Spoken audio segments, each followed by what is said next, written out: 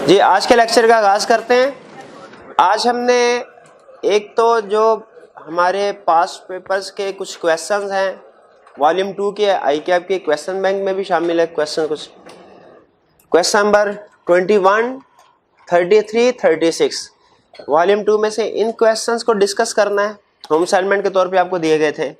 Plus chapter 5 जो है आज हम स्टार्ट करेंगे। इसके अलावा मुझे याद करवाइएगा, वो हमारा शायद चैप्टर 4 में एक लर्निंग ऑब्जेक्टिव 3 जो है, हाँ जी, वो डिस्कस नहीं हुआ। वो इन क्वेश्चन को डिस्कस करने के बाद उसको डिस्कस करेंगे चैप्टर 5 स्टार्ट करने से पहले। सबसे पहले 21, क्वेश्चन नंबर 21 जी, इसमें बताइए कोई प्रॉब्लम। बी पार्ट, अच्छा सी पार्ट। चलिए ब्रीफली मैं ए और बी भी डिस्कस कर लेता हूं। रिक्वायरमेंट में कह रहा है, पहले मैं रिक्वायरमेंट पढ़ के देखूं कि क्या मुझसे वो सिर्फ इम्पैक्ट ऑन रिपोर्ट पूछ रहा है या इसके अलावा कुछ दूसरी चीजें भी रिक्वायर कर रहा है। कह रहा है discuss the matter which the auditor should consider for each of the above situation and the possible impact thereof on the respective audit reports. Discuss the matter that auditor should consider. ये discuss the matter that auditor should consider, ये क्या चीज होती है जी? नहीं, हम तर्जमा ना कीजिए कि ऑडिटर ने क्या क्या कंसीडर करना है, क्या क्या नहीं करना। तर्जमा तो मुझे भी आता है। कहना क्या चाह रहा है कि कौन से मैटर हमसे रिक्वायर कर रहा है। हाँ जी, कि मिस स्टेटमेंट या स्कोप लिमिटेशन तो नहीं, ठीक है। और अगर कोई मिस स्कोप लिमिटेशन है तो उसका इफेक्ट क्या है। जो हमारे ऑडिट अप्रोच की केस स्टडी सॉल्व करने के जो पहले दो स्टेप्स होते हैं, स्टेप 1 एंड स्टेप 2, ये वो होते हैं मैटर्स टू कंसीडर, ठीक है। इनके बारे में कह रहा है कि आपने ये बताने हैं, और अगर ये रिक्वायरमेंट इसकी ना भी होती तो इसके बावजूद हमने ये चीजें डिस्कस तो करनी थी। तो इसका मतलब है हमारे लिए टेक्निकली इसमें कोई एडिशनल रिक्वायरमेंट नहीं है, सिर्फ हमने अपने नॉर्मल अप्रोच के मुताबिक जो इम्पैक्ट ऑन रिपोर्ट बताते हैं वही बता दो। वरना प्रीवियस क्वेश्चन में आपने देखा कुछ क्वेश्चन में उसकी कुछ एडिशनल रिक्वायरमेंट भी होती है। जैसे एक में उसने कहा कि मुझे बताइए फाइनेंशियल स्टेटमेंट पे भी इम्पैक्ट होगा। समटाइम वो कहते हैं ऑडिटर का कोर्स ऑफ एक्शन क्या होगा, यानी ऑडिटर ने रिपोर्ट के अलावा भी क्या कुछ एक्शंस लेने हैं, कुछ स्टेप्स लेने हैं। तो आपको याद है हमने कंसेप्ट पढ़ा हुआ है कि अगर मिस स्टेटमेंट आइडेंटिफाई करे ऑडिटर तो ऑडिटर का कोर्स ऑफ एक्शन क्या होगा, और अगर स्कोप लिमिटेशन आ जाए तो फिर ऑडिटर का कोर्स ऑफ एक्शन क्या होगा। वो लर्निंग ऑब्जेक्ट जो चैप्टर 4 में पढ़ा था हमने, ठीक है, कि ऑडिटर स्कोप लिमिटेशन केस में अल्टरनेटिव प्रोसीजर की तरफ जाता है, मिस स्टेटमेंट के केस में मैनेजमेंट से रिक्वेस्ट करता है कि करेक्ट कर लें, अगर मसले रिजॉल्व ना हो तो फिर डायरेक्टर्स को कम्युनिकेट करता है, फिर उसके बाद हम इम्पैक्ट ऑन रिपोर्ट की तरफ जाते हैं। तो इसका मतलब है जब वो हमसे क्वेश्चन में रिक्वायर करे कि स्टेप्स बताइए, कोर्स ऑफ एक्शन बताइए ऑडिटर का क्या होगा, तो हमने इम्पैक्ट ऑन रिपोर्ट के साथ साथ कुछ एडिशनल 2-3 बातें भी करनी है, ठीक है। प्रोसीजर बताने हैं कि नॉर्मल ऑडिट में हम अगर ये सिचुएशन फेस करते हैं, मैनेजमेंट से रिक्वेस्ट करेंगे कि करेक्ट कर ले। मिस स्टेटमेंट के केस में स्कोप लिमिटेशन है, अल्टरनेटिव प्रोसीजर की तरफ जाएंगे, और अगर ये मैटर्स फिर भी रिजॉल्व नहीं होते डायरेक्टर से डिस्कस करेंगे, फिर फाइनली हम इम्पैक्ट ऑन रिपोर्ट की तरफ जाते हैं। लेकिन यहाँ पे चूंकि एडिशनल रिक्वायरमेंट कुछ नहीं है, हम डायरेक्ट इम्पैक्ट ऑन रिपोर्ट की तरफ जा सकते हैं। हाँ, रूटीन में जो हमारे प्रोसीजर है, पहले डिस्कस करना है कि मिस स्टेटमेंट, स्कोप लिमिटेशन या कुछ और फिर उसके बाद इफेक्ट इमटेरियल, मटेरियल, परवेसिव, वो हमने डिस्कस करने हैं। यहाँ पे ए में क्या कह रहा है, 21A में कुछ जो कहानी चल रही है वो कुछ इस तरह की है कि हमारे क्लाइंट का एक कस्टमर है, वो कहता है कि जी आपने हमें जो माल सप्लाई किया है वो डिफेक्टिव था, इसलिए हम आपको पेमेंट नहीं करेंगे। जबकि क्लाइंट का कहना यह है कि जी हमने जो आपको मटेरियल, जो भी चीज़ें सप्लाई की हैं वो बिल्कुल ठीक थी, आपके अपने एम्प्लॉयज़ वगैरह की फॉल्ट की वजह से उनमें प्रॉब्लम आई है। अब कस्टमर कह रहा है कि मैं आपको पेमेंट नहीं करूँगा। जैसे ही कस्टमर ने कहा पेमेंट नहीं करूंगा, हमारे जहन में फौरन ये बात आ गई, इसका मतलब है जो रिसीवेबल रिकॉर्ड किए हुए हैं वो सारे के सारे हो सकता है रिकवर ना हो सके, ये प्रोविजन का कोई मसला है। फिर कह रहा है दोनों पार्टीज ने मिलकर डिसाइड किया कि आर्बिट्रेशन की तरफ जाते हैं, सालसी की तरफ जाते हैं, किसी को सालिस मुकर्रर करते हैं अपना, और वो जो है वो फैसला करेगा कि हमने किस बंदे ने कितनी पेमेंट करना है। अभी मैटर वो जो आर्बिट्रेशन में, आर्बिट्रेशन का डिसीजन कोई नहीं है। यहां पे सुन लीजिए, अगर तो आर्बिट्रेशन का वो डिसीजन कोई क्वेश्चन में कह देता कि आ गया है, हमारे लिए क्वेश्चन बहुत आसान होता, जो भी डिसीजन होता हम उसके मुताबिक प्रोवीन कर लेते रिकॉर्ड, या ट्रीटमेंट, काउंटिंग ट्रीटमेंट कर लेते। अब यहां पे वो कह रहा है कि जी मैटर अभी पेंडिंग, डिसीजन के बारे में तो उसने नहीं बताया, तो यहां हमें क्या करना है, यहां हमें ये देखना है कि provision for bad debts as auditor हमारे लिए क्या चीज अहम है कि क्या appropriate amount of provision for bad debt record हो गई कि नहीं। इस सारे इशू में हमारे लिए सबसे अहम चीज क्या है जो हमने कंसिडर करनी है, क्या appropriate amount of provision for bad debt record हो गई कि नहीं। अगर तो एप्रोप्रिएट अमाउंट रिकॉर्ड होगी एज प्रोविजन फिर कोई प्रॉब्लम नहीं है, अगर appropriate amount as provision record नहीं हुई फिर मिस स्टेटमेंट है। अच्छा, अब ये कैसे डिसाइड होगा कि एप्रोप्रिएट अमाउंट ऑफ प्रोविजन क्या है। ठीक है, यहां पे चूंकि डिसीजन अभी नहीं हुआ इसलिए हमें एस्टिमेट करना पड़ेगा उसको। ठीक है, इस एस्टिमेट करने में हम डिफरेंट फैक्टर्स को कंसीडर कर सकते हैं। जैसे हम हो सकता है कि देखें अभी ईयर एंड पे तो ये मामला पेंडिंग है, क्या ईयर एंड के बाद जब तक ऑडिट रिपोर्ट साइन नहीं हुई तब तक ये मैटर जो है रिजॉल्व हो चुका है, इसका फैसला हो गया। अगर ये मैटर ईयर एंड पे पेंडिंग है लेकिन ईयर एंड के बाद डिसीजन हो गया इसका, तो फिर याद रखें वो हमारे लिए एडजस्टिंग इवेंट बन जाएगा। लेकिन अगर तो पहला स्टेप हमने क्या देखना है, ये देखना है कि क्या जो मैटर ईयर एंड के बाद एडजस्ट तो नहीं हो गया। अगर मैटर ईयर एंड के बाद एडजस्ट नहीं हुआ तो फिर हम देखेंगे क्लाइंट के साथ जो कस्टमर है उसके साथ कम्युनिकेशन करके हम उनसे पूछ सकते हैं कि बताइए आप कितनी अमाउंट पे करने के लिए विलिंग है। जितनी कस्टमर अमाउंट प्रेस्क्राइब करता है कि सर मैं तो सिर्फ ये 30% 40% अमाउंट पे करूंगा, उतनी को अमाउंट हम रहने देंगे, बाकी अमाउंट की प्रोविजन रिकॉर्ड कर देंगे। यानी ये दो बड़े स्टेप्स हमने परफॉर्म करने हैं कि ये देखना है कि जो मामला मैटर चल रहा है पेंडिंग है ईयर एंड पे, क्या ईयर एंड के बाद रिजॉल्व हो गया कि नहीं। रिजॉल्व हुआ तो किस अमाउंट का फैसला हुआ कि कस्टमर पे करेगा। अगर मैटर रिजॉल्व नहीं हुआ तो फिर हम उस कस्टमर से कम्युनिकेशन चेक कर सकते हैं, कम्युनिकेशन के जरिए चेक कर सकते हैं कि वो कितनी अमाउंट पे करने के लिए विलिंग है। जितने अमाउंट पे करने के लिए विलिंग है वो तो हमारा होगा गुड डेट, उसको तो नहीं छेड़ना। बाकी अमाउंट की क्या करनी चाहिए, अगर प्रोविजन क्लाइंट ने रिकॉर्ड कर ली तो ठीक है, अगर प्रोविजन रिकॉर्ड नहीं की तो मिस स्टेटमेंट है। यहां पे चूंकि उसने अमाउंट नहीं बताई हमें कि कितनी अमाउंट क्लाइंट पे करने के लिए विलिंग है, तो हम स्टेप लिखेंगे कि क्लाइंट के साथ कम्युनिकेशन करके पूछ सकते हैं उससे, और ईयर एंड के बाद देख सकते हैं कि डिसीजन क्या हुआ होगा इस आर्बिट्रेशन का।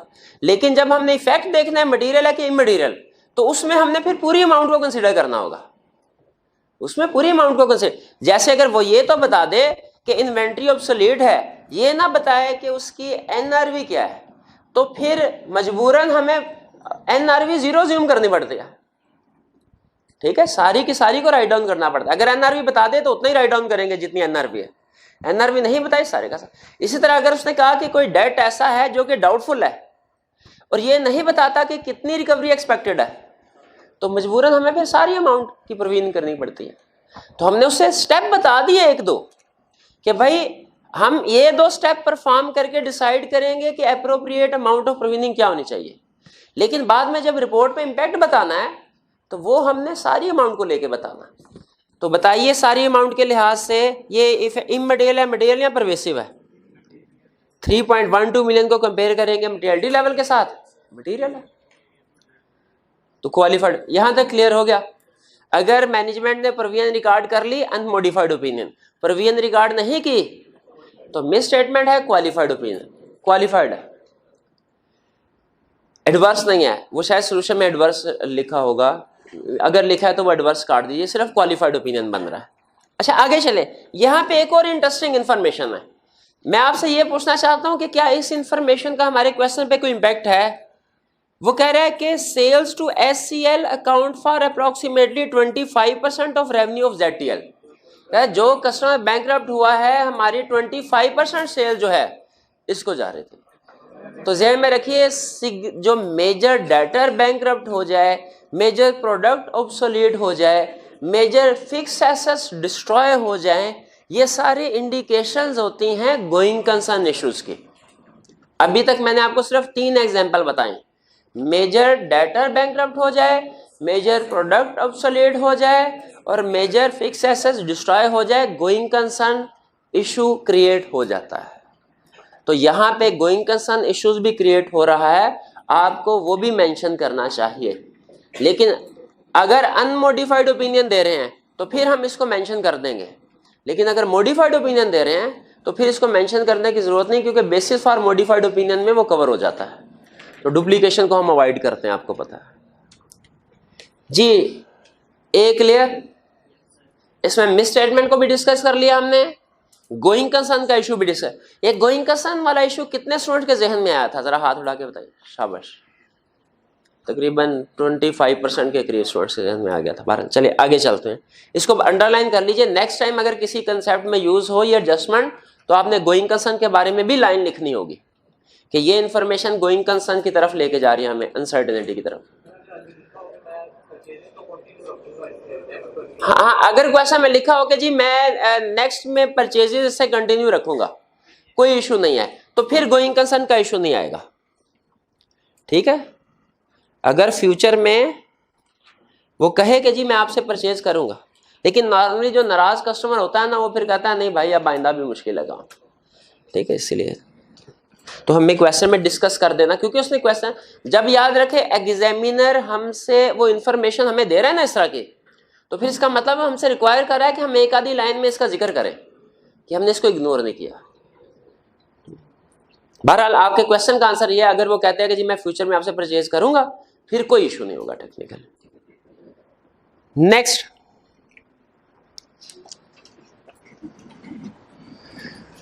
B, directors report of XCP limited. अच्छा, इसमें जो समरी मैं आपको बताया तो आपने रीडिंग की होगी, तो मैं चाह रहा हूं टाइम हमारा बचे। डायरेक्टर रिपोर्ट में डायरेक्टर कह रहे हैं देखिए सर प्रॉफिट बढ़ गया, और सच कह रहे हैं। अगली बात क्या कह रहे हैं, हमने दिन रात एक करके सेल्स बढ़ाई है। आप ऑडिटर हैं, आपको पता है कि प्रॉफिट बढ़ा जरूर है, लेकिन इसकी रीजन सेल्स का बढ़ना नहीं है, इसकी रीजन कॉस्ट का कम होना है, जिसमें मैनेजमेंट का कोई हाथ नहीं है। तो मैनेजमेंट बिला वजह खुद क्रेडिट लेने की कोशिश कर रहे हैं डायरेक्टर रिपोर्ट में।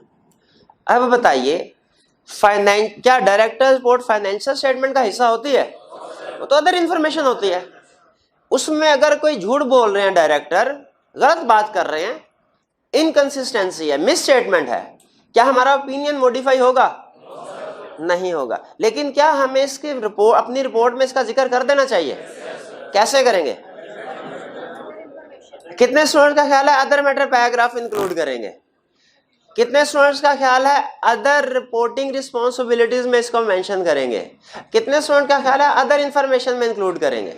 अदर इंफॉर्मेशन में मेंशन करेंगे मेरा, क्योंकि मैंने आपको बताया था other information, other matter, other regulatory and reporting responsibilities, इन तीनों वाले अदर्स में फर्क है। आपको पता होना चाहिए कौन सा अदर किस चीज के लिए है। ये अदर मैटर नहीं आएगा, अदर इंफॉर्मेशन है। ठीक है, अगर कहीं पे अदर मैटर लिखा हुआ है तो उसको काट के सही कर लीजिए अदर इंफॉर्मेशन। ठीक है, अदर इंफॉर्मेशन। जी, बी क्लियर हो गया आपको? बी में प्रॉब्लम तो कोई नहीं है? बी में किसी स्टूडेंट को कोई प्रॉब्लम हो तो पूछ लीजिए, कोई इशू नहीं। जी जी, हाँ जी बिल्कुल। इनकंसिस्टेंसी है, यानी फाइनेंशियल स्टेटमेंट्स में सिचुएशन कुछ और लिखी हुई है, डायरेक्टर रिपोर्ट में सिचुएशन कुछ और है, तो ये इनकंसिस्टेंसी हो गई और डायरेक्टर रिपोर्ट गलत है। ठीक है, तो हम कहेंगे अपनी अब उस अदर इंफॉर्मेशन वाले सेक्शन में कि डायरेक्टर रिपोर्ट में ये गलती है। जी नहीं नहीं नहीं नहीं नहीं, वो हम सिर्फ इतना बता देंगे अदर इंफॉर्मेशन, क्योंकि वो फाइनेंशियल स्टेटमेंट का हिस्सा नहीं है, इसलिए हमारा ओपिनियन मॉडिफाई नहीं होगा। सी, आईपीएल। अच्छा, आईपीएल ये थोड़ा सा एक टेक्निकल एडजस्टमेंट है बेसिकली अकाउंटिंग की, जिस पे ये बेस कर रहा है, और प्रोबेबली ज्यादातर स्टूडेंट्स ने ये एडजस्टमेंट नहीं पढ़ी होगी। क्या आप में से कितने स्टूडेंट हैं जिन्होंने IAS 37 प्रोविजन वाला स्टैंडर्ड पढ़ा हुआ, और कितने स्टूडेंट्स हैं जिन्होंने नहीं पढ़ा हुआ? चलिए, ज्यादातर ने नहीं पढ़ा हुआ, तो इसको मैं थोड़ा एक्सप्लेन कर देता हूं, क्योंकि जिन्होंने पढ़ा हुआ प्रोबेबली वो भी भूल चुके होंगे। ठीक है, सुन लीजिए, ये प्रोविजन है क्या, एडजस्टमेंट क्या है। वो कहता है जब आप किसी कंपनी के डायरेक्टर्स हैं, आपको पता चला कि हमारी 10 फैक्ट्रीज हैं, 7 फैक्ट्रीज तो है बड़ा अच्छा काम कर रही हैं, 3 फैक्ट्रीज जो है वो उनकी सेल कम हो रही है, लॉस मेकिंग है। तो बताइए कंपनी का प्रॉफिट को बढ़ाने के लिए, कंपनी के प्रॉफिट को सामने रखते हुए आप क्या फैसला करेंगे? क्या आप ये कहेंगे कि नहीं चलो हमें नुकसान हो रहा है 3 फैक्ट्रीज में, लेकिन लोगों की नौकरी रोजगार तो लगा हुआ है, चलो इसको चलाते रहते हैं, ये काम करेंगे? या के कंपनी की प्रॉफिटेबिलिटी को बढ़ाने के लिए उन फैक्ट्रीज को क्लोज कर देंगे, उन फैक्ट्री को क्लोज कर। अच्छा बताइए फैक्ट्रीज को क्लोज करने से क्या गोइंग कंसर्न का मसला आता है? कोई नहीं, गोइंग कंसर्न का मसला तो तब आएगा जब आप मेजर फैक्ट्रीज को क्लोज कर रहे हो। जब आप 10 में से 3 को क्लोज कर रहे हो, वो भी वो है जो लॉस मेकिंग है, तो ये आपके लिए बैड न्यूज नहीं बल्कि गुड न्यूज है। ठीक है, आपकी गुड स्ट्रेटजी है कि आप अपनी प्रॉफिटेबिलिटी को इंक्रीज करने के लिए 3 फैक्ट्रीज को क्लोज कर रहे हैं। अच्छा अब देखें यहां से काउंटिंग शुरू होती है। डायरेक्टर्स ने तो डिसीजन कर लिया कि हमने 3 फैक्ट्रीज को क्लोज करना है, और ये रेंट पे कम्युनिकेट भी कर दिया उन वर्कर्स को कि भैया आपको अब हम निकाल रहे हैं। अरे जब फैक्ट्री बंद होगी, मुझे बताइए फैक्ट्री को ताला लग जाएगा, मजदूरों का क्या करेंगे? उन्हें जवाब दे देंगे या उन्हें रखेंगे नौकरी पे? उन्हें जवाब दे देंगे, भाई आप कोई और नौकरी ढूंढे। भाई उस फैक्ट्री में जो फिक्स एसेट पड़े हुए हैं उन्हें उधर ही पड़ा रहने देंगे, या उनके कुछ अनकरीब सेल कर देंगे, जल्द से जल्द सेल कर देंगे। तो यहाँ पे 2 इश्यूज होते हैं जब कभी फैक्ट्री क्लोज की जाती है, एक उसके वर्कर्स का क्या करना है, और दूसरा उसमें जो फिक्स एसेट पड़े हैं उनका क्या करना है। फिक्स एसेट की एडजस्टमेंट से यहाँ टेस्ट नहीं की, लेकिन आगे कहीं टेस्ट करेगा, इसलिए मैं अभी डिस्कस कर रहा हूं मिला के। अच्छा ये कब 2 इश्यूज अराइज होंगे? जब डायरेक्टर्स ने फैसला कर लिया कि हमने ये 3 फैक्ट्रीज बंद करनी है, और इसकी अनाउंसमेंट भी कर दी, उन लोगों को अनाउंसमेंट भी कर दी, यानी जिस जिस बंदे को डाउनसाइज करना है, निकालना, उसको पता चल गया कि भाई मुझे निकालना है इन्होंने, और ये ईयर एंड से पहले हो गया। अब इसकी अकाउंटिंग स्टैंडर्ड क्या कहते हैं? इसकी प्रोविजन रिकॉर्ड होनी चाहिए। अगर तो वर्कर्स वाला केस है ना, तो प्रोविजन रिकॉर्ड, इस प्रोसेस को हम कहते हैं रीस्ट्रक्चरिंग। इस प्रोसेस को क्या कहते हैं? रीस्ट्रक्चरिंग। जब कभी आप रीस्ट्रक्चरिंग करें, जो आपके एसेट्स हैं, फिक्स एसेट्स, उनका ट्रीटमेंट सुन लें। फिक्स एसेट्स को आपने फिक्स एसेट्स की कैटेगरी से उठा के करंट एसेट्स में डाल देना। क्यों भला? अब आपने यूज ही नहीं करने, सेल करना है। और उनको आपने, जैसा कि करंट एसेट्स का रूल होता है कि लोअर ऑफ कॉस्ट एनआरवी, उसको आपने इवैल्यूएट करना है कि उसकी रियलाइजेबल वैल्यू क्या है, उसके मुताबिक उसको रिकॉर्ड करेंगे।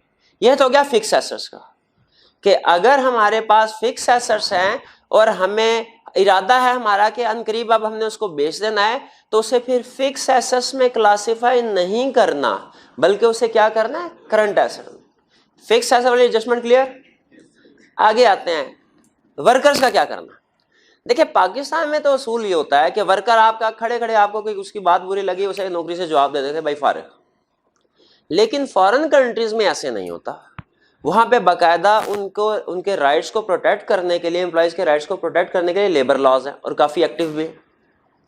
वो ये कहते हैं कि अगर आपने अपने किसी वर्कर को निकाला, आपने खुद छोड़ के चला जाए ठीक है, आपने उसको निकाला तो आपने उसे 3, 4, 5, 6 महीने की जो कंपनसेशन है वो आपने उसको पे करनी होगी एक्स्ट्रा रिम्यूनरेशन के तौर पे, ताकि वो जब तक अगली नौकरी नहीं ढूंढता वो अपने घर का खर्चा चला सके।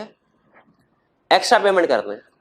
पाकिस्तान में भी ऐसा पॉसिबल है कि जब हम एम्प्लॉयज को जॉब से निकालें तो उनको एक्स्ट्रा पेमेंट दें, लेकिन शर्त यह है कि ये फिर जो कॉन्ट्रैक्ट हुआ हुआ ना हमारा एम्प्लॉय के साथ, उस कॉन्ट्रैक्ट में लिखा हो कि अगर आपको हम अचानक जॉब से निकालेंगे तो आपको इतने पैसे पे करेंगे।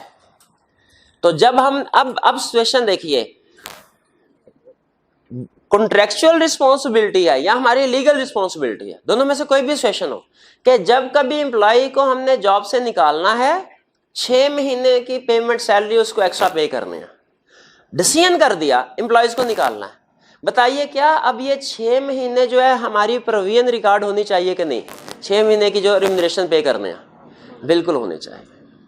इसको कहते हैं रीस्ट्रक्चरिंग प्रोविजन। Restructuring provision.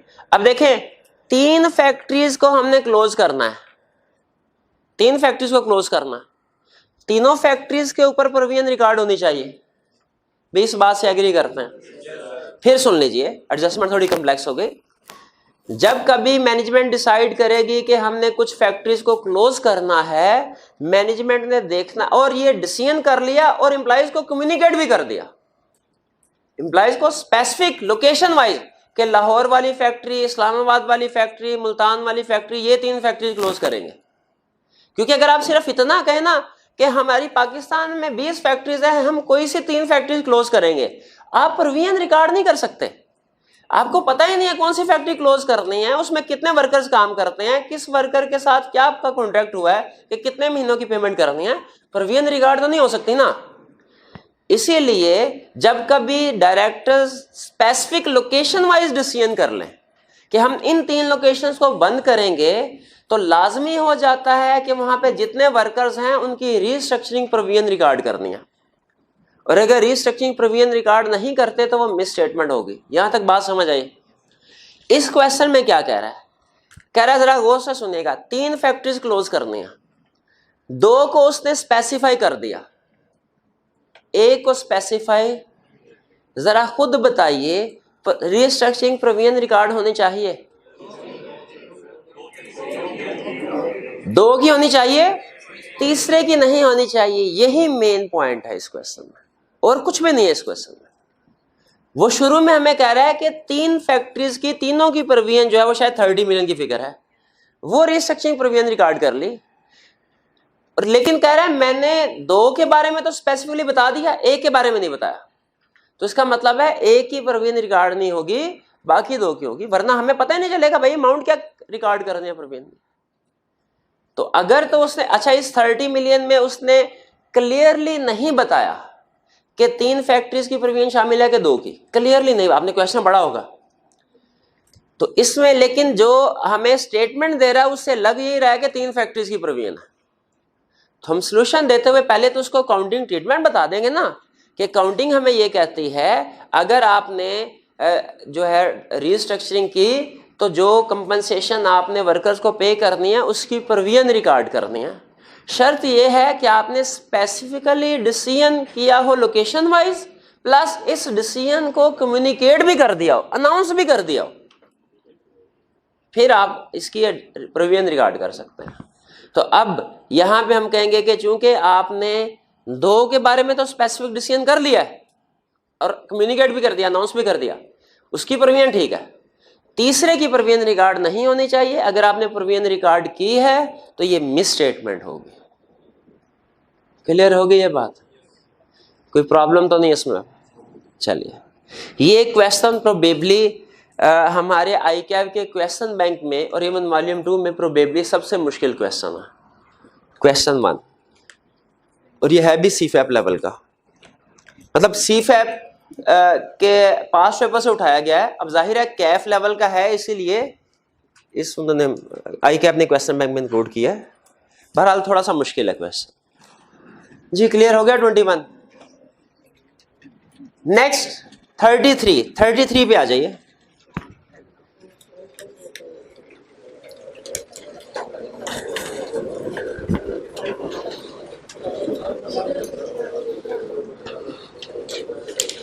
$25 का लास्ट, चलिए 25 का लास्ट कल शायद रह गया था डिस्कस होने से।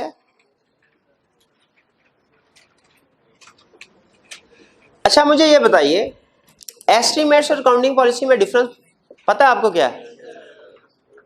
यूजफुल लाइफ, शुरू में जब एसेट खरीदा 10 साल थी, 5 साल के बाद पता चला रिमेनिंग लाइफ जो है वो 8 साल है। ऐसे शुरू में एसेट खरीदा 10 साल थी लाइफ, 5 साल बाद पता चला ओहो इसकी असल लाइफ तो 13 साल थी, गलती से हम 10 साल स्टार्ट में ही गलती से 10 साल एस्टिमेट करके तो आगे चलते गए हैं। ये एस्टिमेट है या एरर है? ये एरर है। एस्टिमेट और एरर में फर्क है। अच्छा आगे इनकी काउंटिंग में भी फर्क है। एस्टीमेट की अकाउंटिंग में कहता है आपने जब इसको करेक्शन करनी है ना, एस्टीमेट की जो चेंज इन एस्टीमेट होता है, इसको जब आपने रिकॉर्ड करना है, आपने सिर्फ इस साल और अगले सालों में इफेक्ट लेके जाना है, पिछले सालों को नहीं छेड़ना। इसके लिए एक टेक्निकल वर्ड बोलते हैं वो प्रोस्पेक्टिव एप्लीकेशन। लेकिन एरर करेक्शन में और चेंज इन काउंटिंग पॉलिसी में वो कहते हैं कि आपने पिछले सालों में भी फैक्ट लेके आना, भाई जिस दिन एरर हुआ उस दिन से शुरू करो और एडजस्टमेंट करते जाओ, फिर इस साल भी आओ। यानी पिछले साल भी फैक्ट होंगे और आगे ऑनवर्ड जाहिर है वो करेक्शन हो जाएगी। इसको टेक्निकली नाम दिया जाता है रेट्रोस्पेक्टिव एप्लीकेशन। प्रोस्पेक्टिव अलहदा, रेट्रोस्पेक्टिव अलहदा। अब मुझे बताइए ये जो क्वेश्चन है थर्ड वाला, ये चेंज इन एस्टीमेट है या एरर? एरर। तो इसकी एप्लीकेशन प्रोस्पेक्टिव होनी चाहिए कि रेट्रोस्पेक्टिव? रेट्रोस्पेक्टिव होनी चाहिए। लेकिन उसने क्या किया है, उसने प्रोस्पेक्टिव एप्लीकेशन कर ली एस्टीमेट समझ के। हालांकि ये एस्टीमेट नहीं, ये क्या है? एरर है। ये एस्टीमेट नहीं है, ये एरर है। ये बात समझ आई आपको कि ये एस्टीमेट नहीं है, क्योंकि स्टार्ट में गलती कर ली, स्टार्ट में गलती कर ली, तो ये मिस स्टेटमेंट है। उस बाकी रिमेनिंग वही अमाउंट को और मटेरियलिटी लेवल के साथ कंपेयर करके ओपिनियन बता देंगे। नेक्स्ट 33 में आइए। इसमें भी अगेन मैं रिक्वायरमेंट पढ़ दूं। कह रहा है express your views on each of the above situation and discuss impact thereof on audit board. Impact on audit board भी पूछ रहा है और हमारे व्यूज भी पूछ रहा है। अच्छा, जब व्यूज पूछता है तो इसका मतलब क्या है? वो हमसे ये पूछना चाह रहा है बताइए ये मिस स्टेटमेंट है कि नहीं। और हमने जब ये बताना होता है, हमेशा याद रखिए कि कभी भी कि कोई चीज मिस स्टेटमेंट है कि नहीं। अभी तो मैं आपको सिर्फ इतना सिखा रहा हूं ना कि इतना लिख दिया कीजिए कीवर्ड कि ये मिस स्टेटमेंट है या स्कोप लिमिटेशन है, ठीक है। अब से रूल बना लीजिए कि जब कभी बताएंगे कि ये मिस स्टेटमेंट है, आपने रेलिवेंट अकाउंटिंग कंसेप्ट भी बताना है जो इन्वॉल्व हो रहा है। जितनी भी मिस स्टेटमेंट्स होंगी उनमें कोई ना कोई अकाउंटिंग कंसेप्ट जरूर इन्वॉल्व हो रहा होता है, क्योंकि आपको पता है मिस स्टेटमेंट की डेफिनेशन भी हमने ये पढ़ा है कि फाइनेंशियल स्टेटमेंट में कुछ और लिखें और IFRS में कुछ और हो, वो होता है मिस स्टेटमेंट। तो इसका मतलब जब कभी मिस स्टेटमेंट होगी IFRS का कोई ना कोई कंसेप्ट जरूर इन्वॉल्व हो रहा होगा। हमने उसे मिस स्टेटमेंट में एक दो लाइनों में बताना चाहिए कि रेलिवेंट करेक्ट कंसेप्ट क्या है, ठीक है। जब कभी भी मिस स्टेटमेंट, यहां तो उसने हमसे वैसे स्पेसिफिकली पूछ रहे हैं ना एक्सप्रेस योर व्यूज, लेकिन हमारी अप्रोच के मुताबिक जब कभी भी मिस स्टेटमेंट को हमने डिस्कस करना है, रेलिवेंट काउंटिंग कंसेप्ट जरूर आ जाए। मिस स्टेटमेंट के केस में अकाउंटिंग की कोई ना कोई वायलेशन होती है, स्कोप लिमिटेशन के केस में ऑडिट की कोई ना कोई वायलेशन होती है। तो आइंदा जब कभी आप किसी जगह पे भी लिखेंगे मिस स्टेटमेंट, तो रुक के आपने ये जरूर सोचना है कि काउंटिंग का कौन सा कंसेप्ट वायलेट हो रहा है यहाँ पे, और एक दो लाइनों में उसको डिस्कस कर दें कि करेक्ट ट्रीटमेंट क्या होगा। ये बात समझ आई जो मैंने? आइंदा जब आप क्वेश्चन का सोल्यूशन पढ़ेंगे तो ये चीज नोट कीजिएगा, जहां कहीं कहता है मिस स्टेटमेंट है वहां पे एक्सप्लेन कर रहा होगा कि किस काउंटिंग प्रिंसिपल की वायलेशन है। ए पार्ट में क्या कह रहा है आपने पढ़ा होगा, समरी में आपके साथ शेयर कर देता हूं। वो कहता है कि जी हमारी कुछ प्रॉपर्टीज हैं, इनमें से सिचुएशन क्या है। हमने एक एक्सपर्ट को कहा, प्रोफेशनल एक्सपर्ट को, कि वैल्यूअर को, कि तुम आके इन प्रॉपर्टीज की वैल्यू लगाओ, मार्केट वैल्यू क्या है। क्यों? क्योंकि हमने इनको रीवैल्यूड अमाउंट पे शो करना है। और हमारी जितनी भी प्रॉपर्टीज थी 10, 12, 15, 20, उनमें से कुछ की वैल्यूएशन हो गई है और कुछ की वैल्यूएशन रिपोर्ट जो है वो बाद में मिलेगी, 4, 5, 6 महीने बाद, यानी ऑडिट रिपोर्ट के बाद। अब इस वक्त बैलेंस शीट में क्या हो रहा होगा भला, कि कुछ प्रॉपर्टी जो है वो कॉस्ट पे आ रही होंगी और कुछ प्रॉपर्टी जो है वो रीवैल्यूड अमाउंट पे आ रही होगी। सिचुएशन समझ लगी आपको? तो बताइए क्या मिस स्टेटमेंट है कि नहीं है? अच्छा बताइए कौन सा अकाउंटिंग कंसेप्ट वायलेट हो रहा है? हाँ, हम लिखेंगे IFRS requires that if an item of fixed asset is revalued, its entire class should be revalued. अब entire class तो revalue नहीं हो रहा, अब हम मैनेजमेंट को कहेंगे भैया आपके पास 3 रास्ते हैं, कोई सा एक रास्ता सेलेक्ट कर लें, एक ऑप्शन सेलेक्ट करें। पहली ऑप्शन, जो रिमेनिंग प्रॉपर्टीज है इनकी वैल्यूएशन रिपोर्ट जल्द से जल्द मंगवाएं और इनको भी रीवैल्यूड अमाउंट पे शो करें। पहली ऑप्शन ये। दूसरी ऑप्शन, अगर रिपोर्ट जल्दी नहीं मिल सकती, रीवैल्यूएशन बाकी प्रॉपर्टीज की जल्दी नहीं हो सकती, तो रीवैल्यूड वाली को भी कॉस्ट पे लेके आए। भाई यहां तो सारी की सारी रीवैल्यूड भी है, या सारी की सारी कॉस्ट में है। दूसरी ऑप्शन। और तीसरी ऑप्शन के मिस स्टेटमेंट होगी, हम मॉडिफाइड ओपिनियन एक्सप्रेस करेंगे, क्वालिफाइड अगर मटेरियल। बताइए अगर मैनेजमेंट हमारी पहली ऑप्शन मान ले, वो कहे कि जी ठीक है हम सारी की सारी रीवैल्यूएशन किसी और एक्सपर्ट को भी एंगेज करके जल्द से जल्द ले आते हैं और फाइनेंशियल बैलेंस शीट में जितनी भी प्रॉपर्टी है सबको रीवैल्यू कर देते हैं, हमारी रिपोर्ट पे क्या इंपैक्ट आएगा? खागे मार। अनमोडिफाइड ओपिनियन प्लस की audit matter, change in counting policy है। अगर मैनेजमेंट हमारी दूसरी ऑप्शन मान ले कि सारी की सारी कॉस्ट पे ही रखे, अनमोडिफाइड ओपिनियन, अब की ऑडिट मैटर आएगा? नहीं आएगा, काउंटिंग पॉलिसी चेंज ही नहीं हुई। और अगर मैनेजमेंट जो है वो कहे नहीं सर दोनों में से कोई भी काम नहीं हो सकता, मॉडिफाइड मिस स्टेटमेंट होगी, मॉडिफाइड। ये समझ आ गया 33A। आगे चलते हैं 33B। 33B में वो ये कह रहा है कि किसी कस्टमर ने हमारे खिलाफ केस फाइल किया 10 मिलियन का, हमने लीगल एडवाइस, जो बाहर का बंदा लॉयर था उससे पूछा, उसने कहा जी कोई लायबिलिटी नहीं है, हम जीत जाएंगे। जबकि कंपनी का इंटरनल जो लीगल एडवाइजर है, जो सॉरी इंटरनल एम्प्लॉय है, लॉयर है, एक लॉयर होता है ना बाहर का, आउटसोर्स किया हो आपने, हो सकता है इस फंक्शन को, एक हो सकता है कंपनी का अपना एम्प्लॉय हो लॉयर। बाहर का लॉयर क्या कहता है, एम्प्लॉय क्या कहता है 50% पे करनी पड़ेगी। अब मुझे बताइए कितने स्टूडेंट्स का ख्याल है कि इंटरनल एम्प्लॉय जो है इसकी स्टेटमेंट के मुताबिक हमें प्रोविजन डिस्क्लोजर करना चाहिए? कितनों का ख्याल है नहीं एक्सटर्नल वाले की बात माननी चाहिए क्योंकि वो ज्यादा रिलायबल है? और कितने स्टूडेंट का ख्याल है नहीं इनकंसिस्टेंसी है, हम फर्दर प्रोसीजर परफॉर्म करके रिजॉल्व करेंगे? अब पहुंचे, एक्सटर्नल वाली बात ज्यादा रिलायबल जरूर है, लेकिन याद रखें हमारे ऑडिट का असूल है कि जब कभी दो डिफरेंट सोर्सेज में इनकंसिस्टेंसी होती है, आंखें बंद करके किसी एक पे एतबार नहीं करते, फर्दर प्रोसीजर परफॉर्म करके रिजॉल्व करते हैं। इस सिचुएशन में फर्दर प्रोसीजर क्या हो सकते हैं, एक दो एग्जांपल भी लिख दें। नहीं मैनेजमेंट ने तो बता दिया, मैनेजमेंट से पूछना चले ये ठीक है, और किसी तीसरे लॉयर से पूछ लें, शाबाश। खुद डॉक्यूमेंट्स चेक कर सकते हैं, जो मुश्किल है हमें समझ आए, लेकिन फिर भी कोशिश कर सकते हैं। और सबसे बेहतरीन एग्जांपल देख सकते हैं कि ये रेंट के बाद क्या इसका डिसीजन हो गया।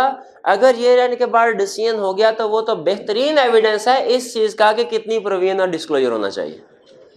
क्योंकि आपको पता है ये रेंट के बाद जो लीगल केस होते हैं, डिसीजन आ जाए, वो एडजस्टिंग इवेंट होते हैं। तो यहां पे बी क्लियर हो गया। बी में सबसे अहम चीज हमने क्या सीखी, इनकंसिस्टेंसी है, किसी भी एक बंदे की बात पे आंखें बंद करके एतबार नहीं कर लेना।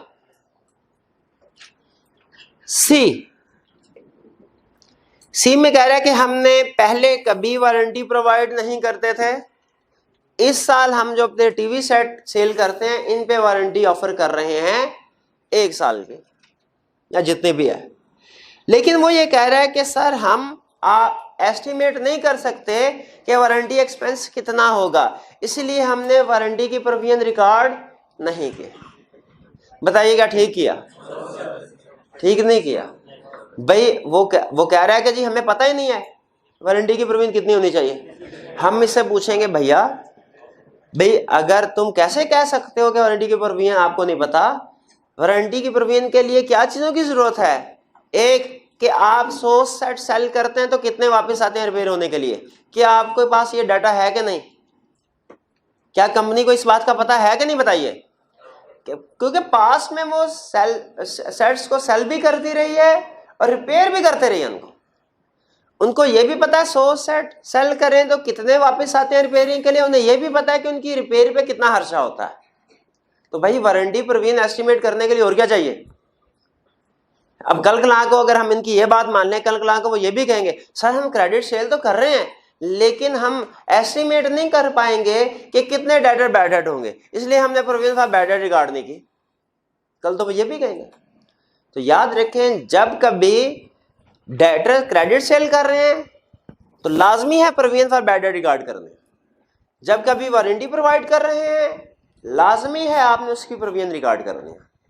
यहां पे तो हमारी आसानी के लिए उसने हमें ये डाटा भी दे दिया कि पास्ट में वो ट्रांजैक्शन हो रही है जो वारंटी की प्रोविजन के लिए जरूरी है। तो क्या इसका वारंटी रिकॉर्ड ना करना सही है? मिस स्टेटमेंट है। कुछ समझ आई इसकी। नेक्स्ट डी में कह रहा है डायरेक्टर्स ने अर्निंग पर शेयर को डिस्क्लोज नहीं किया, पास्ट में डिस्क्लोज करते रहे थे। प्रोबेबली ये आपने शायद अर्निंग पर शेयर का स्टैंडर्ड नहीं पढ़ा होगा। कितने स्टूडेंट ने पढ़ा हुआ अर्निंग पर शेयर का? नहीं पढ़ा होगा। ये शायद जब आप FR1 में थे तो FR2 में होता था, जब आप FR2 पढ़ना शुरू की तो FR1 में चला गया। कोई इस तरह की कहानी है? चलें ठीक है। नहीं क्या वो CS ही बाहर चला गया, सिलेबस से बाहर चला गया, फाइनल में चला गया? अब कैफ लेवल पे नहीं होता ये अर्निंग पर शेयर, ये पक्की बात है। तो फिर तो इस क्वेश्चन को निकाल देना चाहिए। मैं काउंटिंग के टीचर से कंफर्म करके तो 33 का पार्ट डी जो है फिर इसको एक्सक्लूड कर। बहरहाल सुन लीजिए, वो स्टैंडर्ड ये कहता है प्राइवेट कंपनी के लिए अर्निंग पर शेयर डिस्क्लोज करना लाजमी नहीं है। इसीलिए अगर प्राइवेट कंपनी ने, ये प्राइवेट कंपनी का केस था, अर्निंग पर शेयर को डिस्क्लोज नहीं किया तो ये मिस स्टेटमेंट नहीं है। लेकिन अगर वाकई आपके सिलेबस से निकल चुका है तो फिर ये कंसेप्ट वो टेस्ट नहीं करेगा, करना नहीं चाहिए उसे। जी नहीं, मुझे बात समझ नहीं आ रही। अच्छा चलो ठीक है। अच्छा क्या ऐसे रहा, ये नहीं हो रहा था बाकी सारे करके बैठा हुआ। चलिए इसके बाद नेक्स्ट क्वेश्चन है हमारा 36। तो ये तो क्वेश्चन आपसे प्रोबेबली इजीली अटेम्प्ट हो गया होगा। ये कंसेप्चुअल क्वेश्चन था जिसमें आपने एरर्स आइडेंटिफाई करने थे, तो आपने कर लिए। सबसे पहली गलती क्या थी भला? क्वेश्चन 36 में वी हैव रिव्यूड, इसके बजाय क्या आना चाहिए था? ऑडिटेड। और फिर देखें फाइनेंशियल स्टेटमेंट का लफ्ज यूज किया उसने। मैंने कहा भाई बताओ, नाम लिखो यहाँ पे, इनकम स्टेटमेंट हो, फाइनेंशियल पोजीशन स्टेटमेंट हो, कंप्रीहेंसिव इनकम, और फिर आगे दूसरी चीजें कैश फ्लो स्टेटमेंट। अच्छा एक स्टूडेंट कहने लगा सर इसमें टाइटल और एड्रेस भी तो नहीं है, आपने वो एरर्स आइडेंटिफाई नहीं किए। हाँ मैंने कहा भैया ये एक्सट्रैक्ट का मतलब यही होता है कि रिपोर्ट के कुछ हिस्से प्रेजेंट किए गए हैं, कुछ हिस्से प्रेजेंट नहीं किए गए। जो हिस्सा प्रेजेंट नहीं किया गया उसके ऊपर कमेंट नहीं करना। ये कंप्लीट रिपोर्ट नहीं है। कंप्लीट रिपोर्ट क्वेश्चन 38 में है। अगर कंप्लीट ऑडिट रिपोर्ट देखना चाह रहे हो, उसमें से गलतियां निकालना चाह रहे हैं, एक्सट्रैक्ट में नहीं, कंप्लीट, तो उसके लिए क्वेश्चन 38 है जी। मैनेजमेंट रिस्पॉन्सिबिलिटी में क्या कह रहे हैं? मैनेजमेंट की रिस्पॉन्सिबिलिटी ठीक है? क्यों? वो कह रहा भाई ओपिनियन देना, तुम्हारी कहां से रिस्पॉन्सिबिलिटी आ गई? अगर ओपिनियन तुमने देना है तो ऑडिटर ने क्या करना है? और वो कहने लगे ऑडिटर ने फाइनेंशियल स्टेटमेंट प्रिपेयर करनी है। हमने कहा शाबाश, तो सही कह रहा है, गलत कह रहा है, दोनों कंसेप्ट गलत है। ठीक है बोले क्या? अच्छा बताइए कि ऑडिटर रिस्पॉन्सिबिलिटी में वो कह रहा है we conducted our audit in accordance with some significant in national standard all standards. और एश्योरेंस तो मैक्सिमम ही ऑब्टेन करनी चाहिए ना। नहीं मैक्सिमम का मतलब रीजनेबल नहीं होता। नहीं रीजनेबल बिल्कुल। और जो प्रोसीजर हमने परफॉर्म करने हैं वो तो पिछले साल की फाइल को देख के परफॉर्म करने चाहिए ना। क्यों, क्या पिछले साल सही ऑडिट नहीं हुआ होगा? नहीं, पिछले साल ऑडिट सही हुआ होगा लेकिन वो पिछले साल के रिस्क की बेस पे हुआ होगा। पिछले साल के रिस्क हो सकता है डिफरेंट हो और इस साल के रिस्क डिफरेंट हो, तो रिस्क असेसमेंट भी हर साल होती है और इसी तरह ऑडिट प्रोसीजर्स भी हर साल डिसाइड किए जाते हैं कि हमने क्या परफॉर्म करना है। पिछले साल की फाइल देख के कॉपी नहीं किए जाते। फर्म में इस अप्रोच, जैसे मैंने आपको बताया था ना, एक होता है टिक्कू ऑडिट, तो फर्म में इस अप्रोच के मुताबिक भी कुछ ऑडिटर काम करते हैं। इस अप्रोच को हम फर्म की लैंग्वेज में कहा करते हैं मक्खी पे मक्खी मारना। कि एक जूनियर है, वो ऑडिट करने के लिए गया, उसने कहा क्या रिस्क असेसमेंट करूं, पिछले साल की फाइल देख लेता हूं, जो जो प्रोसीजर परफॉर्म हुए हैं वो प्रोसीजर में इस साल परफॉर्म कर लूंगा। फाइल खोली उसने, कुछ सफ़े जो भी प्रोसीजर थे कॉपी किए, अगले सफ़े पहुंचा तो देखा चाय का कप का गोल निशान लगा हुआ था। हालांकि वो बेचारा चाय पीता नहीं था, लेकिन चूंकि उसने पिछले साल के वर्किंग पेपर के मुताबिक प्रोसीजर परफॉर्म करने थे, तो उसे चाय का कप पीना पड़ा और वर्किंग पेपर ऐसे करते हैं ना हम, कभी किताब पे रख देते हैं, वो गोलदारा बन जाता है। 2 सफ़े आगे पहुंचा तो अगला प्रोसीजर जब देखने था, क्या देखा, वहां मक्खी मरी हुई थी। फिर आगे आप खुद समझदार है उसने क्या किया। तो इस अप्रोच को क्या कहते हैं हम, मक्खी पे मक्खी मारना। ये अप्रोच कभी कभी यूज होती है फर्म में, लेकिन गलत है। ठीक है, चलिए एंड पे वो कह रहा है कि जी हमने तो सिर्फ हमने इंटरनल कंट्रोल की इफेक्टिवनेस पे भी ओपिनियन देना है। पाकिस्तान में नहीं होता ऐसे। और न्यू काउंटिंग एस्टिमेट्स को देखना है, सिर्फ सारे एस्टिमेट्स को देखना, सिग्निफिकेंट एस्टिमेट्स को देखना है। करेक्ट। चलिए ये क्वेश्चन भी कंप्लीट, क्लोज कर दें इसको। चलिए जी जी, इसमें अमेंडमेंट्स कैसे लिखनी है देखें। अब वो कह रहे हैं कि सर इसका सॉल्यूशन में लाइनें जो है हमने स्टेटमेंट लिखनी है वो किस तरीके से होंगी।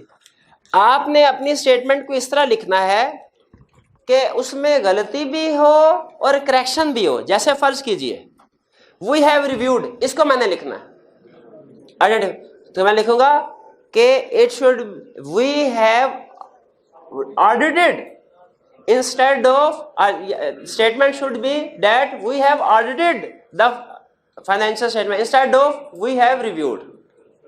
फाइनेंशियल स्टेटमेंट्स वाले में लिख लेंगे कि complete set of financial statement should have been mentioned here. आगे लिखेंगे एक्सप्रेस एन ओपिनियन में management responsibilities to prepare financial statement not to express an opinion. सही भी दे रहा हूं गलत भी दे रहा हूं। ऑडिटर वाले में auditor responsibility is to express an opinion, not to prepare financial statement। फिर we conducted our audit in accordance with some significant, we conducted audit in accordance with all ISAs, by complying with all ISAs, not with significant ISAs। Simple words में जो error है वो भी आपने बता देना और उसकी करेक्शन भी बता देनी, सही कंसेप्ट भी बता देना। क्लियर हो गया जी। चलिए इसको हम कर देते हैं क्लोज। अब नेक्स्ट हमारा एक कंसेप्ट है चैप्टर 4 का, लर्निंग ऑब्जेक्टिव 3। ये एक छोटा सा कंसेप्ट है जो हमें बताता है कि डिफरेंट फॉर्मेट्स ऑफ रिपोर्ट में क्या फर्क है। देखिए ज़बानी कलामी सुन लें, या अगर आपके पास जल्दी से उसके ऊपर पहुंच सकते हैं तो पहुंच जाए। वो कहता है ऑडिट रिपोर्ट के डिफरेंट फॉर्मेट्स अवेलेबल है। आपको पता है ऑडिट रिपोर्ट का एक फॉर्मेट कंपनीज एक्ट में है और एक फॉर्मेट जो है वो आईएसएस में है। अगर मैं आपसे पूछूं कि कंपनीज एक्ट और आईएसएस के फॉर्मेट दोनों में फर्क है, हमने पाकिस्तान में कौन सा फॉलो करना है? Companies act. लेकिन अगर कोई आपसे पूछे भाई कंपनीज एक्ट में और आईएसएस के फॉर्मेट में फर्क क्या है, तो क्या बताएंगे? हम कहेंगे एक ही बड़ा फर्क है, कंपनीज एक्ट के फॉर्मेट में और आईएसएस के फॉर्मेट ऑफ ऑडिट रिपोर्ट में एक ही बड़ा फर्क है। क्या? कंपनीज एक्ट का फॉर्मेट 4 चीजों के ऊपर हमें कहता है एडिशनल ओपिनियन देना है। हमें 4 एडिशनल चीजें हमारी रिपोर्टिंग रिस्पॉन्सिबिलिटी में शामिल हैं। कंपनीज एक्ट की रिपोर्ट क्या कहती है? 4 एडिशनल चीजें, बाकी सेम है, कंपनीज एक्ट भी वही, आईएसएस भी वही, और वो 4 एडिशनल मैटर्स कौन से हैं पता है आपको? कौन से? प्रॉपर बुक्स ऑफ अकाउंट्स वाला, ज़कात वाला, इन्वेस्टमेंट एंड एक्सपेंडिचर वाला, financial statement drawn up in conformity with and agree with books of accounts वाला। 4 ओपिनियन। तो कंपनीज एक्ट की रिपोर्ट में और आईएसएस की रिपोर्ट में क्या फर्क है जी मेरे भाई? क्या फर्क है? वो हैरान हो गए, मैं पता नहीं क्या बता रहा हूं, क्या बताइए क्या फर्क है? कंपनीज एक्ट वाली रिपोर्ट में और आईएसएस वाली रिपोर्ट में क्या फर्क है? भैया आपसे पूछ रहा हूँ, आपसे। हाँ जी, क्या फर्क है? नहीं पता, अभी तो बताया है यार, ऐसे ना। सुना क्यों नहीं है? बुखार है, बुखार में क्या कुव्वते समात मुतासिर हो जाते हैं? अब तो सारा कुछ सुन रहे हैं, जवाब भी दे रहे हैं, बस काम की बात नहीं सुनने, बाकी हर बात समझ आ जाती है हमें। ये भाई बताएंगे आपको, बताओ ना। हाँ जी बिल्कुल, वो 4 एडिशनल ओपिनियन देने होते हैं हमने, पाकिस्तान में कंपनीज एक्ट रिक्वायर करता है। दोबारा सुन लीजिए, कहे मुकर्रर सुन लें। पाकिस्तान कंसेप्ट क्या है? पाकिस्तान में जो ISS की रिपोर्ट है उसमें जो कंपनीज एक्ट दे रहा है और इंटरनेशनल स्टैंडर्ड्स ऑन ऑडिटिंग की ऑडिट रिपोर्ट में फर्क क्या है? तो मैंने बताया एक ही बड़ा फर्क है, क्या? कि पाकिस्तान में हम 4 एडिशनल मैटर्स के ऊपर भी ओपिनियन देते हैं। वो कौन कौन से मैटर्स हैं? वो ज़कात, proper books of account, investment and expenditure company के बिजनेस के लिए, और financial statement drawn up in conformity with companies act and agree with books of accounts. ये 4 एडिशनल मैटर पढ़े हुए हैं ना हमने, कि अभी पढ़ाने हैं मैंने? अच्छा चले ठीक है। दूसरा फर्क सुने, एक ऑडिट रिपोर्ट होती है लिस्टेड कंपनी की और एक है अनलिस्टेड कंपनी की। अब उनमें फर्क बता रहा हूं, लिखे 2 हुए हैं, मैं एक बता रहा हूं, दूसरा डिफरेंस खुद नहीं बता रहा किसी वजह से। एग्जाम में क्वेश्चन आ जाए तो वो लिख दीजिएगा दूसरे वाला फर्क भी, लेकिन कंसेप्चुअली एक फर्क बता रहा हूं सिर्फ। कंसेप्ट क्या है? लिस्टेड कंपनी की रिपोर्ट और अनलिस्टेड कंपनी की रिपोर्ट में फर्क क्या है? की ऑडिट मैटर का, लिस्टेड कंपनी की ऑडिट रिपोर्ट में की ऑडिट मैटर का सेक्शन भी आएगा और ऑडिटर की रिस्पॉन्सिबिलिटी का आखिरी पैराग्राफ भी आएगा। क्यों? की ऑडिट मैटर तो समझ आती है कि लिस्टेड कंपनी की ऑडिट रिपोर्ट में की ऑडिट मैटर आएगा सेक्शन, ऑडिटर रिस्पॉन्सिबिलिटी का आखिरी पैराग्राफ, ये क्या चीज है? ये भी की ऑडिट मैटर से ही रिलेट करता है, इसीलिए आएगा। और अगर अनलिस्टेड कंपनी की रिपोर्ट है, ना की ऑडिट मैटर पैराग्राफ आएगा और ना ही ऑडिटर की रिस्पॉन्सिबिलिटी में आखिरी पैरा जो की ऑडिट मैटर से रिलेट करता है वो भी नहीं आएगा। तो कुछ फर्क पता चला लर्निंग ऑब्जेक्टिव 3 में जी? हाँ, नेम ऑफ एंगेजमेंट पार्टनर भी नहीं आएगा। किस कंपनी की रिपोर्ट में?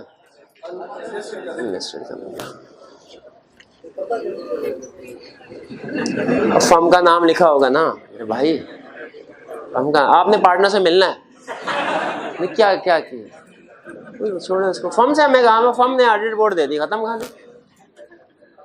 चलिए यहाँ पे चैप्टर 4 हमारा कंप्लीट हो गया।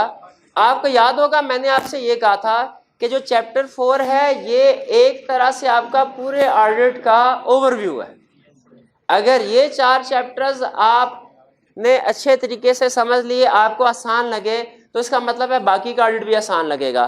अगर ये चैप्टर्स आपको मुश्किल लगे, बाकी का ऑडिट भी मुश्किल लगेगा। और अगर ये मॉडरेट लगे, बाकी का ऑडिट भी मॉडरेट। तो थोड़ा ज़रा मैं थोड़ा आपका ओपिनियन लेना चाह रहा हूँ। कितने स्टूडेंट ऐसे हैं जिनको ये लगा कि ये सब्जेक्ट मुश्किल है? 4 चैप्टर्स, 2 3 4 5, ठीक है। कितनों को लगा कि ये मॉडरेट है और कितनों को लगा कि आसान है? चलो, हाँ भाई, हमारे टीचर हमें असाइनमेंट दिया करते थे ना, वो 4 5 6 7 कहते थे, तो हम कहते थे नहीं सर और असाइनमेंट दीजिए, और असाइनमेंट। सर कहते थे खुश होके 8 क्वेश्चन दे दिए, हम कहते नहीं सर और असाइनमेंट दीजिए, और दे 10 क्वेश्चन दे दिए, हम कहते थे और क्वेश्चन। सर कहते थे यार तुम इतने फारो हो, इतने ज़्यादा क्वेश्चन कर लोगे? हम कहते हैं नहीं सर, जब हमने करना ही नहीं है तो जितने मर्जी दे दे। तो भाई ये तो मॉडरेट उसके लिए है जिसने पढ़ना है, और जिसने कुछ पढ़ना ही नहीं है उसके लिए तो आसान ही आसान है। हाँ, उसके लिए साल भाई है।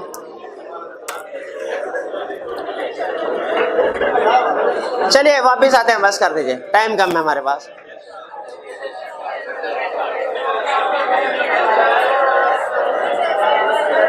एक मिनट है, टेस्ट कल इंशाल्लाह क्लास में डिस्ट्रीब्यूट कर दिए जाएंगे आपको। कल क्लास के स्टार्ट में टेस्ट डिस्ट्रीब्यूट कर देंगे, ठीक है? ये ठीक है। जी नहीं नहीं, कल इंशाल्लाह कर लेते हैं भाई। ये वैसे मैं कंसेप्ट समझाना चाह रहा हूं मैं आपको।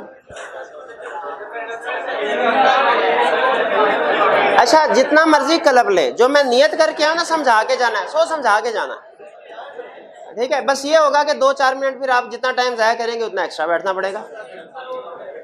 अब सुन लीजिए, यूं समझिए चैप्टर 4 के बाद चैप्टर 5 जो है, ये हमारा चैप्टर 5 जो है ये हमारा प्रैक्टिकली ऑडिट का स्टार्ट है। सबसे पहले हमें बता रहा है कि प्रिलिमिनरी एंगेजमेंट एक्टिविटीज क्या होती हैं।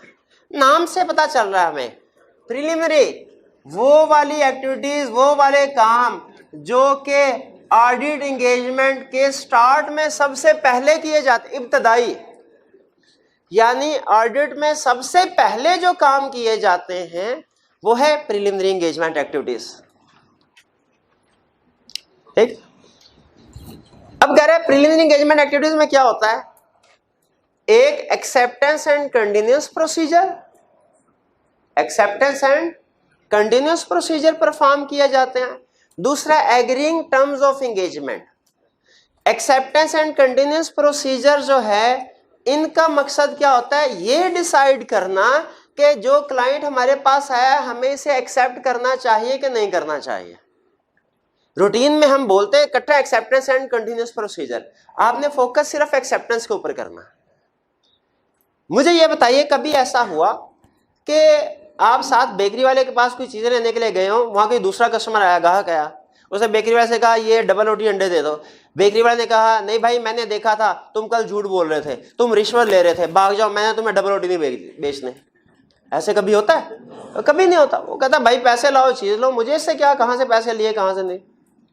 लेकिन याद रखिए, हमारा प्रोफेशन जो है वो अंडे डबल रोटी बेचने का नहीं है। हमारे प्रोफेशन में वो ये कहते हैं, जैसे ही कस्टमर आपके पास कोई भी आया, हमारा क्लाइंट आया, शेयर होल्डर्स आए, उन्होंने कहा जी फाइनेंशियल स्टेटमेंट्स को आप ऑडिट कीजिए, हमने फौरन उन्हें यस नहीं कर देना, हमने एक फिल्टर लगाना है। क्या अपने आप से पूछना है, क्या मुझे इस क्लाइंट को एक्सेप्ट करना चाहिए? अगर जवाब आए हाँ में, फिर उस क्लाइंट को एक्सेप्ट करें, उसके साथ रिटन फॉर्म में एग्रीमेंट कर लें। लेकिन अगर जवाब आए ना में, तो फिर आपने उस क्लाइंट को एक्सेप्ट नहीं करना, रिफ्यूज कर देना। तो एक्सेप्टेंस एंड कंटिन्यूअस प्रोसीजर का ऑब्जेक्टिव क्या है, ये डिसाइड करना कि आने वाले क्लाइंट को हमने यस कहना है कि नो कहना। वो कहता नहीं, पहले तो मुझे ये बताइए रीजन क्या है, आपने ये अलहदा से एक्सेप्टेंस एंड कंटिन्यूअस प्रोसीजर निकाल लिया है। ऐसे तो नहीं होता। आप जिस कॉलेज में भी जाते हैं, कॉलेज वाले को चाहे पता भी हो कि आप 100% तकरीबन फेल होने वाले हैं, वो कभी ये कहते हैं आपको एडमिशन नहीं देना? नहीं कहते। तो कहते हैं उधर तो कोई एक्सेप्टेंस एंड कंटिन्यूअस प्रोसीजर नहीं होता, ये आपने कौन सा अलग से एक्सेप्टेंस प्रोसीजर, पैसे दे तो रहे हैं आपको, फिर भी क्यों ना कर रहे हैं आप? तो उसने कहा आप सुनिए, ये एक्सेप्टेंस एंड कंटिन्यूअस प्रोसीजर की रीजन क्या है। इसलिए क्योंकि थ्रेट्स होते हैं, खतरा होता है क्या, कि हमारी इंटेग्रिटी एंड प्रोफेशनल बिहेवियर जो है उसको थ्रेट है, हमारी अपनी ईमानदारी और प्रोफेशनल बिहेवियर को।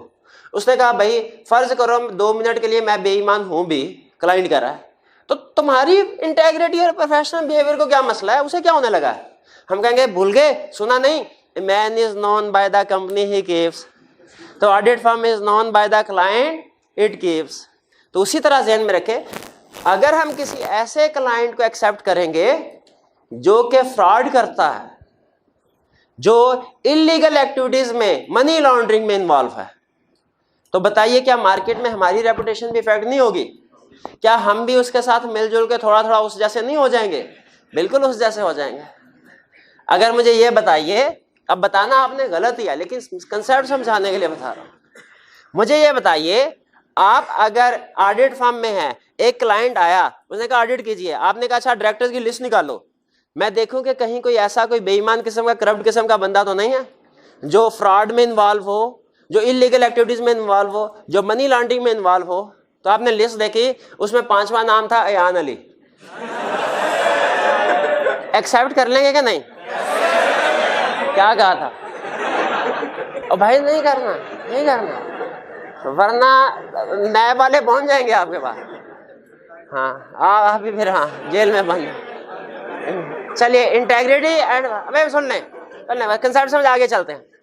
कहता है दूसरी रीजन भी हो सकती है क्या, कि अगर हमने क्लाइंट को एक्सेप्ट करने से पहले सिर्फ क्लाइंट को नहीं देखना कि इंटेग्रिटी है कि नहीं, कहते हैं अपने आप को भी देखो कि आप कॉन्फिडेंस है कि नहीं, आप में ड्यू केयर के साथ काम करोगे कि नहीं।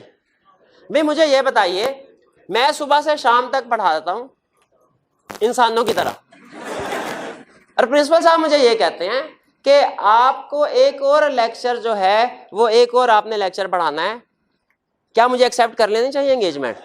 नहीं सर, नहीं कर, क्योंकि मेरे पास टाइम ही नहीं है।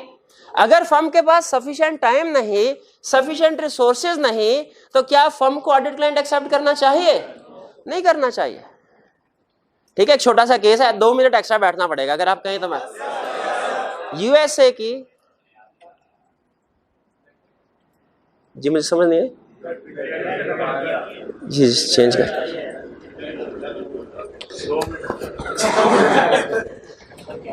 इसको ना चला कर, इसको रहने दिया कर, ये वाली ठीक है ना, तो कोई फर्क नहीं पड़ता इससे, इसको ले जाए।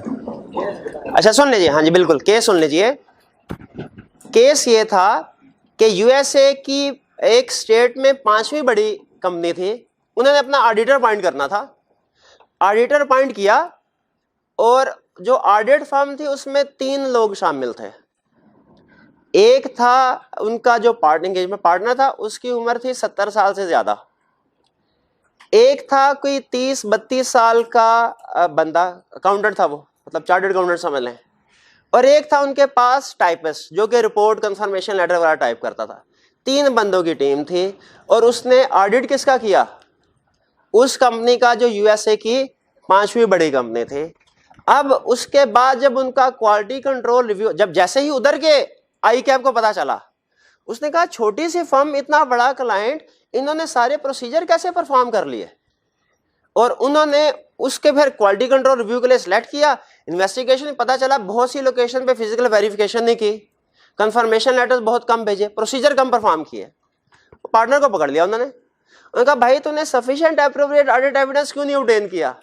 पार्टनर कहने लगा सर जी खुद देखें, मेरी उम्र देखें और हमारे बंदे देखे कितने हैं, दिन रात एक करके जितना भी काम कर सकते थे हमने उससे ज्यादा किया है, तो फिर भी sufficient appropriate audit evidence obtain नहीं हुआ, तो इसमें हमारा थोड़ी कसूर है।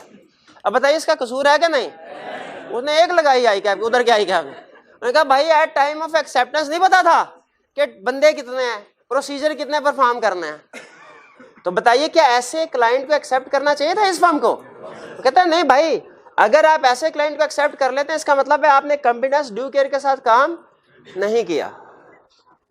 भाई क्लियर हो गया ये? नहीं 2 मिनट तब कहा था टाइम खत्म होने के बाद, अभी तो टाइम चल रहा है, हमारा रेगुलर टाइम चल रहा है।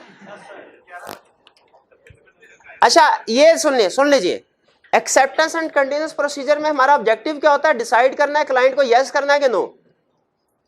क्यों हम acceptance and continuous procedure perform करते हैं ये हमने सीख लिया, क्योंकि थ्रेट हो सकता है क्लाइंट की इंटेग्रिटी एंड प्रोफेशनल बिहेवियर, अगर क्लाइंट मनी लॉन्ड्रिंग में इलीगल एक्टिविटीज में इन्वॉल्व हो।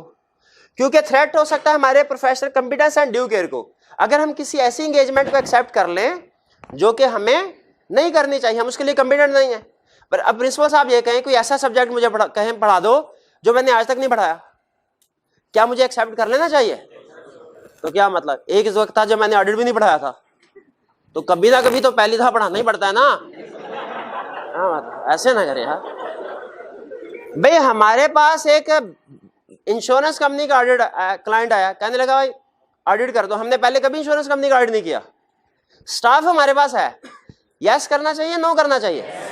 कर सकते, लेकिन शर्त क्या है? वो कहता है चूंकि यहाँ पे अब आपको पहली दफा ज्यादा काम करना पड़ेगा, आप क्लाइंट से डेडलाइन एक्सटेंड करवा ले।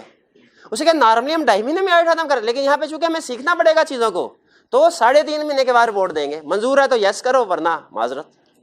तो मैं भी प्रिंसिपल साहब से कहूंगा ठीक है सर मैं तैयार हूं, लेकिन मुझे 6 महीने का टाइम दीजिए, मैं 6 महीने बाद पढ़ाऊंगा, अभी नहीं। ठीक है, अगर प्रिंसिपल साहब टाइम दे दें यस कर दूंगा, अगर वो कहते नहीं अभी बढ़ा दो, पैसे मिल रहे हैं ठीक है, जो बुरा भला होगा स्टूडेंट्स का होगा, तुम आपको क्या, तो क्या मुझे एक्सेप्ट कर लेना चाहिए? नहीं करना चाहिए, नहीं करूंगा। प्रिंसिपल साहब कहते भी नहीं है, मिसाल दी है सिर्फ, नहीं ना प्रिंसिपल पहुंचे जी। आगे चल, ये क्लियर हो गया कॉम्पिटेंस ड्यू केयर। अब कहते हैं जब प्रोसीजर क्या परफॉर्म करने हैं, ये मैंने आपको सिखाया कि क्यों परफॉर्म करने जरूरी है। अब सिखाने लगे प्रोसीजर क्या परफॉर्म करने हैं। कहता है वैल्यूएट करो क्या, इंटेग्रिटी ऑफ क्लाइंट, क्लाइंट की इंटेग्रिटी, ईमानदारी। अब मुझे ये बताइए ऑडिटर के पास कौन सा ऐसा थर्मामीटर होगा वो क्लाइंट के दिमाग के साथ लगाएगा और ये वो जैसे बुहार चेक करते हैं वो वैसे इंटेग्रिटी जो है वो भी ऊपर नीचे हो रही होगी, पता चलेगा इसे इंटेग्रिटी है। भाई ऐसे थोड़ी होगा, ऐसे तो नहीं होगा ना। तो सोच के बताइए इस कंसेप्ट का सबसे अहम क्वेश्चन जिसमें नेक्स्ट कंसेप्ट भी बेस कर रहा है, ऑडिटर कैसे चेक करेगा हमारा क्लाइंट जो है ईमानदार है, इंटेग्रिटी है कि नहीं। वो इर्द गिर्द के दूसरे लोगों से पूछताछ करेगा जिसमें बेहतरीन सोर्स क्या है, प्रीवियस ऑडिटर, जिसे हम क्या कहते हैं प्रीडिसेसर ऑडिटर, उससे पूछ ले कि भाई ईमानदार है कि नहीं। और ज़हन में रखिएगा प्रीडिसेसर ऑडिटर हमारा पेटी भाई है, कंपेटिटर नहीं है। प्रीडिसेसर ऑडिटर हमारा पेटी भाई है, कंपेटिटर, फिर से प्रीडिसेसर ऑडिटर हमारा पेटी भाई है, कंपेटिटर। मुश्किल वक्त में वो हमारे साथ की बात करेगा क्लाइंट, क्योंकि इंडिपेंडेंट जो है। कंपिटेंस ऑफ टीम, क्या मुझे एंगेजमेंट एक्सेप्ट करने से पहले देखना चाहिए मेरे पास कंपिटेंट टीम है कि नहीं, सफिशिएंट रिसोर्सेज है कि नहीं। क्लाइंट बैंक है, सिग्निफिकेंट आईटी सिस्टम यूज करता है, हमारे पास लैपटॉप है कि नहीं। ये तो नहीं है कि क्लाइंट आईटी सिस्टम के ट्रांजैक्शन कर रहा, हम पुराने बड़े बड़े वर्किंग पेपर लेके उसके ऊपर कर रहे, ऐसे थोड़ी होगा। क्लाइंट अगर आईटी सिस्टम यूज कर रहा है, हमारे पास भी रिसोर्सेज में आईटी सिस्टम यूज, लैपटॉप वगैरह होने चाहिए। इंडिपेंडेंट, इंडिपेंडेंट होना चाहिए किसको, किससे, क्लाइंट से इंडिपेंडेंट होना चाहिए। अब ये ज़हन में रखिएगा इंडिपेंडेंस जो है हमारा सबसे अहम कैरेक्टरिस्टिक्स है, कैरेक्टरिस्टिक। और ये मैंने पहले आपको बताया था कि ये इतना अहम है कि हमारे सिलेबस में तकरीबन 20% जो पोर्शन है इस एक चीज के ऊपर बेस कर रहा होता है। और ये हमने डिटेल में कवर करना है एक चैप्टर नंबर 6 में और एक चैप्टर नंबर 7 में। समझ आई बात। इंडिपेंडेंट, फिर कहता है प्रीवियस मैटर्स, पिछले सालों में पिछली एंगेजमेंट्स में अगर कोई मैटर आपके सामने आया उसे इस वक्त कंसीडर कर सकते हैं कि नहीं। 1 मिनट दें तो इसकी भी मिसाल दे दूं। 3 साल पहले मैनेजर अकाउंट आया हमारे पास इसी कंपनी का, कहने लगा टैक्स रिटर्न फाइल कर दो। हमने कहा अच्छा लाओ टैक्स रिटर्न सारी। फिर कहने लगा ठहर जाओ, मेरी सिर्फ सैलरी इनकम डालना, वो मेरी जो लैदा से प्रॉपर्टी है ना उसमें से रेंट इनकम आ रही है वो रिटर्न में ना डालना, वो नहीं पता किसी को। हमने कहा नहीं भैया ईमानदारी का तकाजा ये है, टैक्स पूरा भरे। कहता नहीं मैं कह रहा हूँ ना छुपाओ, तो वो उसको रहने दो। आपने कहा नहीं भाई हम तो किसी ऐसे क्लाइंट के साथ जो झूठा हो, झूठ बोलता, फ्रॉड करता, एसोसिएट नहीं होते, आप बराए मेहरबानी खुद ही अपनी रिटर्न भरते। उसने कहा ठीक है भाई, चला गया। अब 3 साल बाद उसी कंपनी के ऑर्डर पॉइंट होने जा रहे हैं, पता चला वो जो मैनेजर अकाउंट था अब सीएफओ बन गया। क्या उस इंफॉर्मेशन को यूज कर सकते हैं? Previous engagement. फिर लास्ट में प्री कंडीशंस ना, ये क्या चीज है प्री कंडीशंस? ये कल के लेक्चर में हम सीखेंगे, कल के लेक्चर में हम सीखेंगे। तो अगर ये सारे प्रोसीजर परफॉर्म किए, यानी वैल्यूएट किया किसको, क्लाइंट की इंटेग्रिटी को। पहले क्लाइंट को स्कैन किया, उसकी इंटेग्रिटी देखी, फिर खुद को स्कैन किया, अपनी कंप्लीटनेस देखी, फिर दोनों को स्कैन किया, देखा इंडिपेंडेंट है कि नहीं, फिर प्रीवियस मैटर्स को भी कंसीडर किया, फिर प्री कंडीशंस को भी देखा। सारी चीजें देखभाल करने के बाद अगर जवाब आए नो तो क्लाइंट को भेज दें, अगर जवाब आए यस फिर क्या करना है, क्लाइंट को अपनी कंसेंट देनी है, सर हम तैयार हैं। अपॉइंटमेंट होगी हमारी, कहाँ अपॉइंटमेंट होगी भला, एजीएम में। और फिर लेटर, कौन सा लेटर, एंगेजमेंट लेटर। क्लियर हो गया ये कंसेप्ट? चलिए ये था एक्सेप्टेंस एंड कंडीशंस प्रोसीजर। आज घर जाके आपने लर्निंग ऑब्जेक्टिव 1 पढ़ना है। क्लियर होगी ये बात? लेक्चर खत्म।